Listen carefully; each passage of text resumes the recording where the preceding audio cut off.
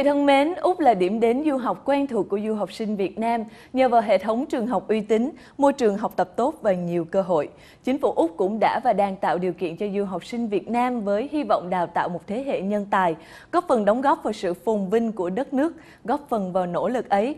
Công ty tư vấn du học IDP với 45 năm kinh nghiệm trong việc tư vấn du học toàn cầu và 20 năm kinh nghiệm tại Việt Nam đã hỗ trợ hàng trăm ngàn du học sinh Việt Nam đến Úc và các nước nói tiếng Anh khác như Mỹ, Canada, Anh và New Zealand. Để tìm hiểu về dịch vụ tư vấn du học của IDP và những hỗ trợ của chính phủ Úc dành cho du học sinh Việt Nam, chúng tôi mời quý vị cùng gặp gỡ ông John McAnulty, Tổng lãnh sự Úc tại thành phố Hồ Chí Minh và ông Peter Burgess, Tổng giám đốc công ty tư vấn du học IDP Việt Nam. Good evening, gentlemen, and thank you for coming here today. Thank you, Phần. Pleasure to be here. Yeah. Nice to meeting you. And the first questions I would give to Mr. Peter Burgess. So what are the services that IDP providing to students who want to study overseas? Well, IDP provides a range of services for our students. Obviously, one of the core services we provide is around information, so information about institutions and about courses. We try to make sure that students find courses that suit their career and their life goals, suit their budget, and obviously courses that they're qualified for, academically qualified for. So course information and counselling is a very important part of our services. Another is information around finances, so how to finance their study, information around scholarships that are available to students. We also obviously provide a lot of information around the visa process, and we help students with the application of their visas. So they're the core services, and English language training too. We have ASET language centres here in Vietnam, so we can give access to students for training as well. That's awesome. And for Mr. John McNulty, so what's the support that the Australian government that helping the Vietnamese students who want to study abroad? The education links between our two countries, Van, it's a good story. Yeah. It's been going on for 30, nearly 40 years now. Australia is the 5th largest donor of development assistance to Vietnam. As a result of that, a good percentage of our aid money is towards education and training in two forms. There's the Australian government provides 400 scholarships in total per annum to Vietnamese students, which is the highest of any government. In addition to that, we do a lot of training in country under our Human Resource Development Program to get Vietnam to have a more highly educated workforce. In addition to that, the Australian universities provide a huge number of scholarships themselves for Vietnamese students to go to Australia. Further to that also, we have Australian businesses here who do their own human resource development programs in-house, and again that trains up a very, very talented young Vietnamese workforce. So it's a good story. The education links go back a long way, as I said. It's a cornerstone of our relationship between our two countries. So then what does IDP and also the Australian government cooperate in helping promoting the education of Australia? Well, we work in a number of ways, I think, John, between IDP and the embassy. One of the most obvious, of course, is around the visa process. We obviously IDP works with the embassy and with the visa team in the embassy to keep up to date on what's happening with the visa requirements and the processes. We also work closely with the team if problems arise around visa applications and things like that, and making sure that we are keeping our students informed about their requirements, the documents, all those sorts of things. So that's an important part of how we cooperate. We cooperate too in promotion. Obviously both sides promote Australia as an international education destination. We cooperate on events very kindly. The embassy is very supportive of IDP in many ways, and particularly around the events that we run. Yeah. Okay, so and then what does the role that the embassy and consulate played in helping promoting Australia education? Our Australian Trade Commission here in Ho Chi Minh City also organises education fairs. Yes. And we can get up to 50 and 60 universities from Australia come to those fairs.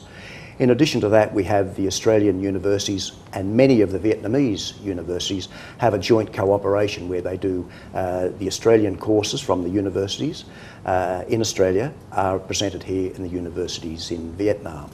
And in total there are 16,000 Vietnamese students studying the Australian curriculum in part or in full here in Vietnam, and that's being taught at 29 different institutions in the country. So again, there's a lot of cooperation with the universities and with IDP to promote education here in country.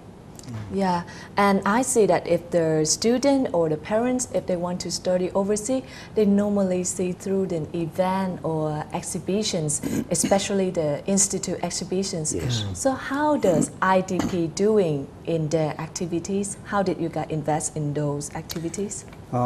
Events are a big part of what we do, obviously, because they're large. As as John said, at least 50, 60, sometimes even more institutions are joining those events. Yeah. So organisation of them is a big task. And we run, IDP, we run 5 events each year throughout the year. So that is obviously a big part and an important part in getting information out to parents and students. And important too because it gives the parents and students the opportunity to actually meet representatives from the institutions that they're thinking. But it is only one part of what we're doing in terms of getting information to parents. As I said, there's the counselling service that we do within the office. We have many events in-house in the offices. Yeah.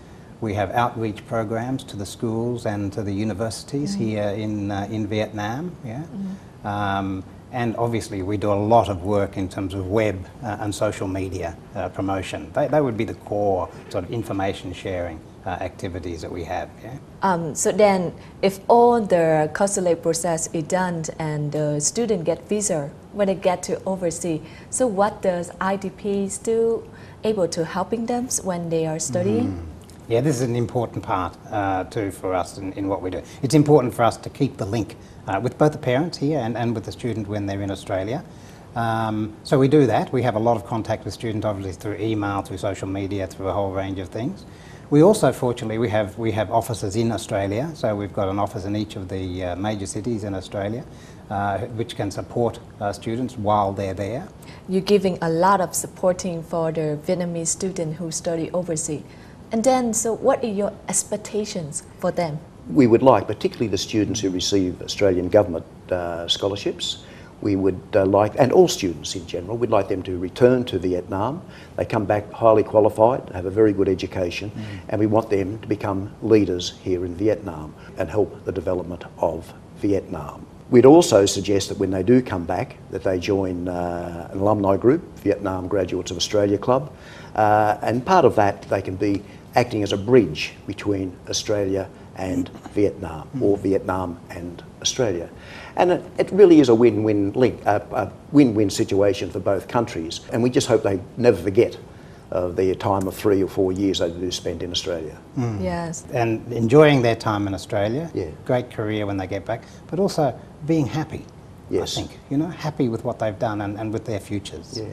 And then, how about IDP? Does you give the services for the students who wants to study in other countries besides Australia? And yes. if so, what is the difference between the consulate process in that countries and Australia? So we do, yes. We provide services for students who want to go to the UK, to the US, Canada and New Zealand. So it's 5 countries altogether. As John pointed out, Australia is the biggest share by far of that total. The differences in the services from country to country, in a way, probably not a lot really in terms of the services that we provide. Yes, so it's the basic services that I outlined earlier. But there is a lot of difference in the information that you're actually giving. So each country is quite different. Well, thank you so much for your information, and it's really helpful. And thank you for coming here. Quý vị thân mến, những thông tin vừa rồi cũng đã khép lại tạp chí Đầu tư giáo dục tuần này. Để tìm hiểu về dịch vụ tư vấn du học của IDP tại các nước nói tiếng Anh khác, chúng tôi mời quý vị cùng theo dõi tạp chí Đầu tư giáo dục trong những số sau. Để xem lại những chuyên mục trong tạp chí, quý vị có thể truy cập trang web của chúng tôi tại worldwideweb.fbnc.vn. Và tôi là Thúy Vân. Hẹn gặp lại quý vị trong những chương trình kỳ sau.